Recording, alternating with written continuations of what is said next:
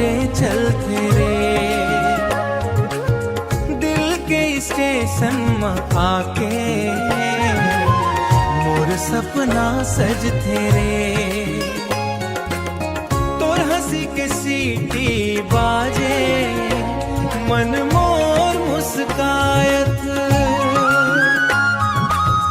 आँखी के इशारा पावत दिल तोर लग जायत।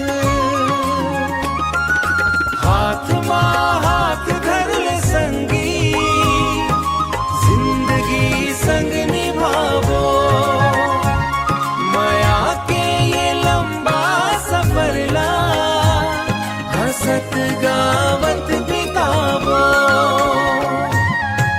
छुक छुक चलते माया के गाड़ी, नेह के पटरी उपरत, तै मोर मंजिल में तोर साथी रही वो जन्म भरे।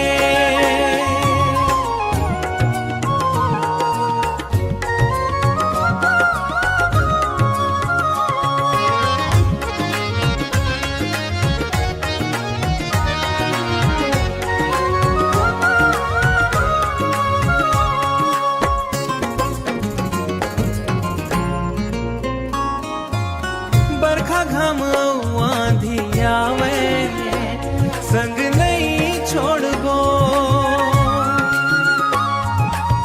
तोर बरपन जिंदगी भर के मयला जोड़बो। सपना के नावा बिहान मम तोर नाव गुनगुनावो, माया के रेलगाड़ी मम संग संग मुस्कावो।